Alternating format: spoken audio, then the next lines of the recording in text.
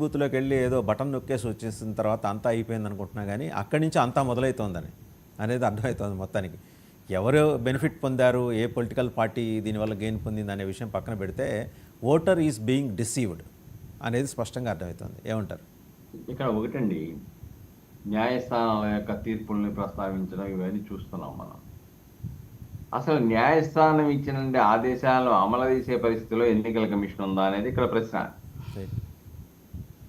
నిబంధనలు కూడా తొంగలో దొక్కేస్తుంది. నిన్న ఆగ్రహించింది కదా, ఇంకా మిత్రులు చెప్పినట్టు ఎన్ఆర్సీ.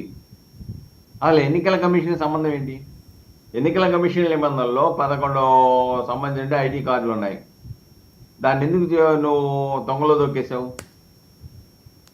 అంటే ఇదంతా కూడా కొంతమంది ఓటర్లని వాళ్ళని విచారించకుండానే తొలగించేసి ఎవరికో లబ్ధి చేకూర్చడానికి ఎన్నికల కమిషన్ కుట్రలో భాగమేమని ప్రజలకు అనుమానం కలుగుద్ది డెఫినెట్గాను. రెండోది, అందుకే సుప్రీంకోర్టు చాలా స్పష్టంగా ఆగ్రహించింది. నువ్వెవరవయ్యా అసలు ఎలక్షన్ కమిషన్? నువ్వు ఎన్నికలు ఫ్రీ అండ్ ఫెయిర్ ఎలక్షన్ నిర్వహించాలే తప్ప పౌరసత్వాన్ని నిర్దేశించడానికి నువ్వెవరు అసలు? నీకేం హక్కు ఉంది అని ప్రశ్నించడంలో కూడా అర్థం కూడా అదే. అంటే తన ఎన్నికల కమిషన్ తన పరిధులు దాటి స్వార్థపూరితంగా ఒత్తిళ్లకు లొంగి ప్రయత్నాలు చేస్తుందని చెప్పడానికి సుప్రీంకోర్టు ప్రస్తావించిన అంశాలు ఒక నిదర్శనం. కాబట్టి ఇక్కడ ఎన్నికల కమిషన్ డెఫినెట్గా మనకు తెలుసు, సరే కాగితాల మీద వేరే ఉండొచ్చు, కానీ గతంలో కూడా ఆంధ్రప్రదేశ్లో ఏం జరిగిందో మనం చూసాం. ఆల్రెడీ ఎన్నికల అధికారులే నామినేషన్ పత్రాలు చింపిన సంగతి చూసాం. ఎన్నికల అధికారులే పూర్తిగా మాస్ పోలింగ్ జరపడానికి అక్రమాలకి అనుమతించిన సంగతులు చూసాం. కాబట్టి ఇక్కడ ఎన్నికల కమిషన్కి సిబ్బంది ఉండదు, వాళ్ళు ఆయా రాష్ట్రాల మీద ఆధారపడి ఉండాలి, రాష్ట్ర ఉద్యోగస్తుల మీద. ఆ రాష్ట్రాల్లో ఏ ప్రభుత్వం ఉంటే ఆ ప్రభుత్వానికి అనుకూలంగా ఆ ఉద్యోగస్తులు అత్యధిక భాగం ఉంటారు. కాబట్టి వాళ్ళు కూడా ఎవరైనా ముసలాళ్ళు వచ్చారనుకో, అబ్బాయి మీరు వద్దని చెప్పేసి వీళ్ళే తీసుకెళ్ళిపోయి ఇలా కావాల్సిన వాళ్ళు కొట్టించే పరిస్థితి. లేకపోతే ఈవీఎంలో ట్యాంపరింగ్ జరిగిన ఎవరు టెక్నికల్గా చూడగలరండి? ఎవరు పర్యవేక్షించగలరండి? కాబట్టి దీంట్లో ఈవీఎంల మీద అనేక అనుమానాలు ఈ దేశ ప్రజలకు ఉన్నాయి. అయితే సుప్రీంకోర్టు చెప్పిన దాని ప్రకారం అలా వీవీప్యాట్లు పెట్టిన తర్వాత అనుమాన పడవలసిన అవసరం లేదని సుప్రీంకోర్టు చెప్పింది. కాబట్టి ఎన్నికల కమిషన్ యొక్క నిబద్ధత మీద ఆధారపడి ఈవీఎంలను నమ్మాలా వద్దా అని ప్రజలు నిర్ధారిస్తారనే విషయాన్ని ఇక్కడ మనం గమనించాలండి. ఏదేమైనప్పుడు కూడాను ఫ్రీ అండ్ ఫెయిర్ ఎలక్షన్స్ నిర్వహించడంలో ఎన్నికల కమిషన్ సఫలీకృతం కావటం లేదనేది చాలా స్పష్టంగా అందరికీ అర్థమైపోతా ఉంది, ఈ దేశంలో ఉన్న మేధావులందరికీ కూడా. కాబట్టి ఎన్నికల కమిషన్ నీతి, నిజాయితీ, నిబద్ధత కలిగి ఉండాలి, పరిధులు దాటి వ్యవహరించకూడదు. అలానే ఓటర్కి తన ఓటును తీసివేస్తున్నారనే విషయం ఆయన్ని విచారించిన తర్వాత మాత్రమే ఆయనకు ఓటు ఉంచాలా లేదా నిర్ధారించాలి తప్ప, సహజ న్యాయ సూత్రాలను పాటించాలి తప్ప, అలా పాటించకుండా ఇష్టానుసారంగా ఒక సమూహాన్ని ఓట్లు లేకుండా చేయాలనే దుష్ట ఆలోచనని ఎన్నికల కమిషన్ విన్నాడాలి. లేకపోతే ఎన్నికల కమిషనే నమ్మకం లేకపోతే వాళ్ళు నిర్వహించే ఎన్నికల మీద ఎవరికి నమ్మకం ఉంటుంది? వాళ్ళు ఫాలో అయ్యే ప్రొసీజర్ మీద ఎవరికి నమ్మకం ఉంటుంది? కాబట్టి డెఫినెట్గా ఎన్నికల విధానంలో మార్చుకోవాలి, ఎన్నికల కమిషన్ ఆలోచన ధోరణి మారాలి. అప్పుడు చిత్తశుద్ధిగా ఫ్రీ అండ్ ఫెయిర్ ఎలక్షన్ నిర్వహిస్తుందనే అభిప్రాయం కలుగుతుంది. శాసన్ గారు ఉండగా కొంత హడావుడి చేశాడు, అప్పుడే ఎన్నికల కమిషనర్ యొక్క అధికారాలు ఏంటని వచ్చినాయి వెలుగులోకి. ఈరోజు నా పరిస్థితి లేదు. ఎవరికి అనుకూలంగా ఉంటే వాళ్ళని ఎన్నికల కమిషన్కి నియమిస్తామన్నారు. వాళ్ళు మేము ఇండివిజువల్, మాకు స్వతంత్రాలను మర్చిపోయి వాళ్ళు కూడా క్రియాశీల కార్యకర్తల్లాగానో లేకుంటే పాలేర్లుగానో పనిచేసే దౌర్భాగ్య పరిస్థితి, స్వతంత్ర ప్రతిపత్తి కలిగిన సంస్థల్లో ఉండటం బాధాకరం. కాబట్టి అటువంటి విధానాలు అనుసరిస్తే అది వ్యవస్థకు నష్టాన్ని చేకూరుస్తుంది, ప్రజాస్వామ్య మనుగడకు ముప్పు వాటిల్లే ప్రమాదం ఏర్పడుతుంది. కాబట్టి పరిధులు దాటకుండా న్యాయస్థానం ఇచ్చిన తీర్పులను పరిధిలోకి తీసుకొని వ్యవహరించవలసిన అవసరం అయితే ఉందండి. రవికిరణ్ గారు ఒక విషయం, ఇప్పుడు 79% ఆ రోజు ఏది పోలింగ్ నాడు అఫీషియల్గా ఎలక్షన్ కమిషన్ ప్రకటించింది ఆంధ్రప్రదేశ్లో.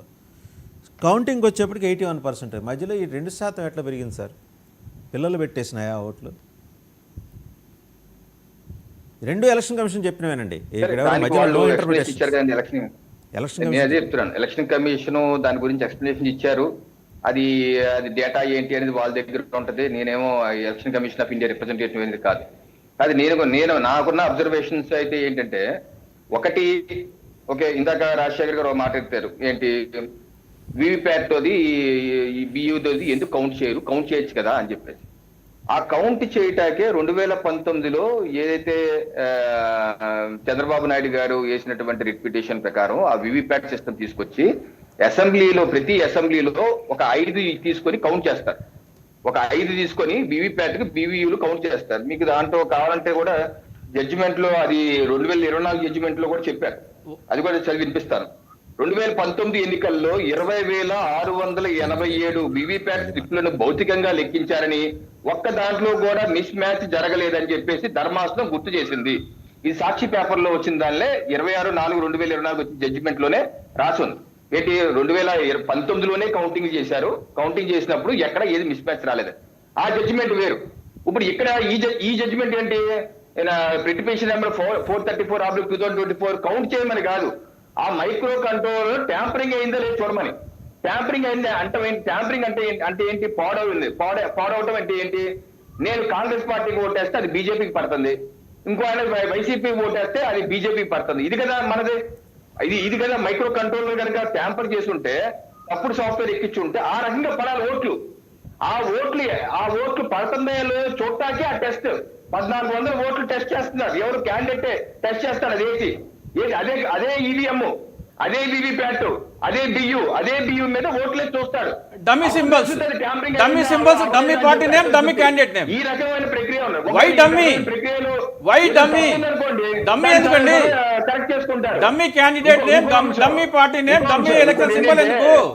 ఆగండి, ప్రతిదానికి మీ మధ్యలో వచ్చేస్తారు. డమ్మీ ఎందుకండి? అది చెప్పండి చాలు. ఒరిజినల్ క్యాండిడేట్ తో చెప్పండి. ఒరిజినల్ పార్టీ పేరు ఉండదు, ఒరిజినల్ పార్టీ సింబల్ ఉండదు, ఒరిజినల్ క్యాండిడేట్ నేమ్ ఉండదు. డమ్మీతో ఎందుకు చేస్తారండి?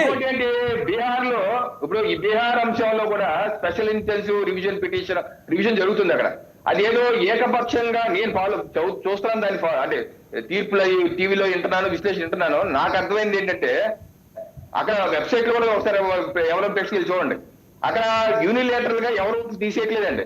అక్కడ బిఎల్ఓ వెళ్తాడు, ప్రతి పార్టీ బూత్ లెవెల్ ఏజెంట్ వెళ్తున్నాడు. ప్రతి పార్టీ, కాంగ్రెస్ పార్టీ 3 లక్షల బూత్ ఏజెంట్లు పెట్టింది. 3 లక్షలు వాళ్ళందరూ ప్రతి బూత్ లో ఉన్న booth level agent, booth level officer మొత్తం 10-15 మంది వెళ్ళి వెరిఫై చేస్తున్నారు. ఆ వెరిఫికేషన్, ఆ ప్రక్రియ కూడా ఆల్మోస్ట్ 95% పూర్తి అయిపోయింది.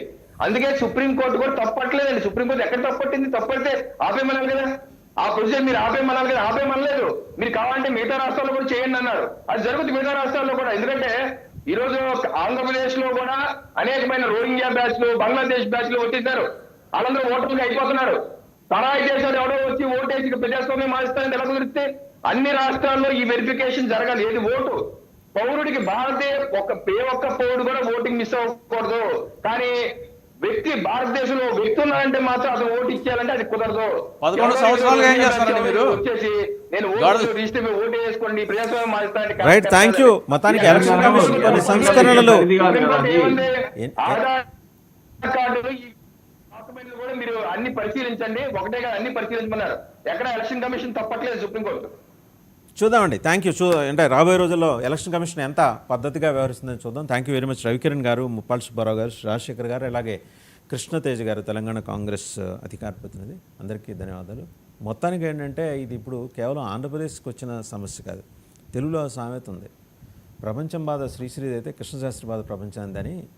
సో మొత్తంగా ఈ వ్యవహారంలో ఈరోజు ఆంధ్రప్రదేశ్కి వచ్చిన బాధ కాదు, ఇది దేశం మొత్తానికి వచ్చిన బాధ. ఎందుకంటే 53 లక్షల ఓట్లు ఏ రకంగా అవి దాన్ని ఏమంటారు, ఈవీఎంలోకి వెళ్ళిపోయి ట్రాన్స్ఫార్మ్ అయ్యి వేరే పార్టీలకు పడ్డాయనే ఒక అనుమానం, ఒక సందేహం బయటకు వచ్చింది. దాని మీద సుదీర్ఘమైన వాదనలు విన్న తర్వాత సుప్రీంకోర్టు ఇచ్చిన డైరెక్షన్ తర్వాత ఇవాళ రివ్యూ చేసుకుంటే